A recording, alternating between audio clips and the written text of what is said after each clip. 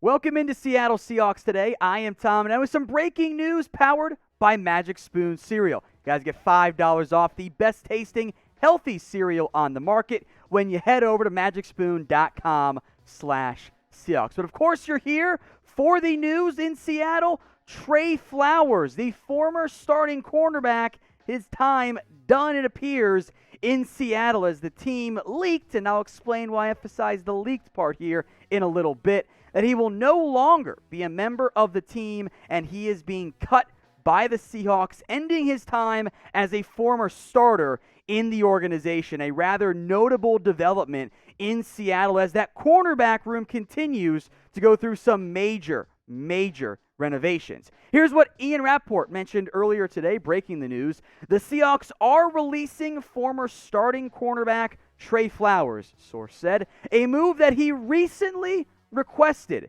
An experienced corner with 4 years of starting experience is now available. Now, I want to mention this off the top here, by the way, folks.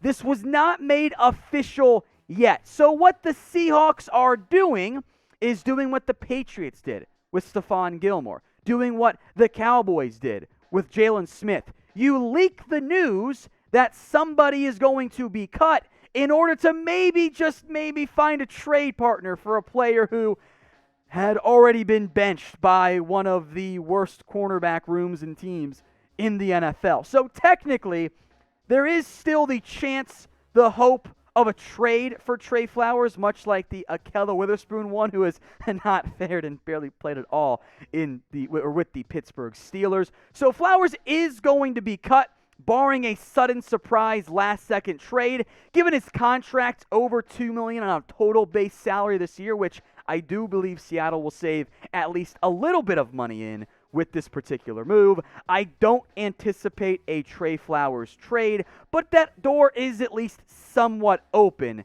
as we sit right now in Seattle. But it certainly seems like Flowers, who requested the release, meaning he didn't take kindly to not being the starter anymore, which I will spend some more time on in a little bit here.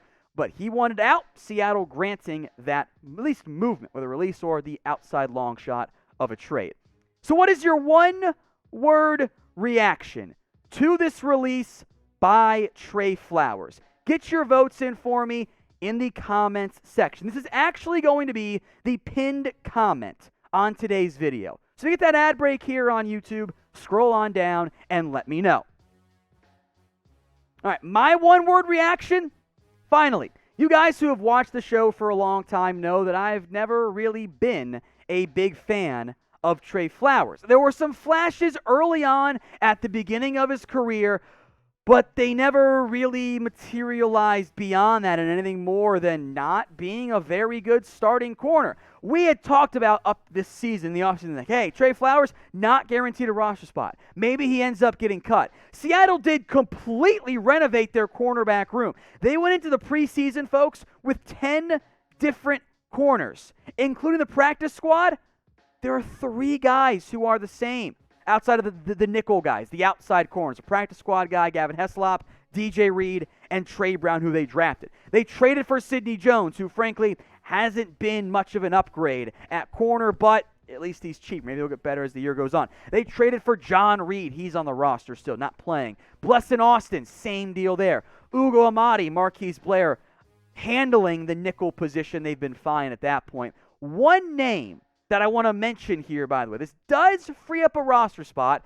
Maybe another move coming, but this does free up that roster spot for Seattle. Trey Brown began the year on IR. He did return to practice. I would not be surprised if Brown gets a chance to play at corner, activated from IR, and gets minutes and snaps, because outside of DJ Reed, the outside corners, Jones, Austin, the now released Tre Flowers, nothing has been indicative of a good number 2 corner. So maybe Trey Brown, the 4th-round pick out of Oklahoma, gets his chance to play in the not-too-distant future, because something has to start clicking at corner. It has not been good so far for Seattle. What is good is Magic Spoon Cereal. $5 off your first order of the best-tasting, healthy cereal on the market. MagicSpoon.com. Seahawks. That link, by the way, folks, will be in the comment section, and it'll be in the description as well. This cereal, it's high in protein. 13 grams of protein, only 4 grams of net carbs, 0 sugar as well. Quite the perfect blend there. And despite having that 0 sugar, I mean, this stuff tastes absolutely incredible. MagicSpoon.com/Seahawks. I love the peanut butter flavor, but there's tons of options out there for you guys. So try it out today. Get a box or, you know what, maybe 4 of them at MagicSpoon.com/Seahawks. It is worth absolutely every single penny. Now, this is not the only potential news coming down the pipeline for Seattle. Per Field Yates, the Seahawks are working out Blake Bortles, the BOAT himself, coming to Seattle to maybe get the old kick of the tires here, see what he can offer a team that is now going to be without Russell Wilson for at least a couple of weeks, if not a month or more, which is a bit of a red flag for Seattle because at quarterback they've got Geno Smith. They protect in the practice squad, by the way. Jake Luton, that's all they have at the position. The release of Tre Flowers does free up a roster spot. There's also one that will probably come if and when Russell Wilson is formally placed on IR for the short term. So maybe Blake Bortles could be coming to Seattle because right now, as I mentioned, Geno Smith, Jake Luton, that's not a very good cornerback room. So I do wonder if Seattle is making some room for Russell Wilson, for Blake Bortles, I should say, on that injury report. Not a guarantee, but certainly is something to keep an eye on for if you're Seattle. So let's say it is a little bit longer than just 1 month for Wilson missing time. Pick a starting quarterback in the short term. Type BB for Blake Bortles, or type GS for Geno Smith. Get your votes in for me in the comments section. I lean Geno, but maybe you're a fan of the BOAT, Blake Bortles. Let's go back then to Tre Flowers. I do want to spend some more time here on what the future holds for a long-time-ish Seahawk.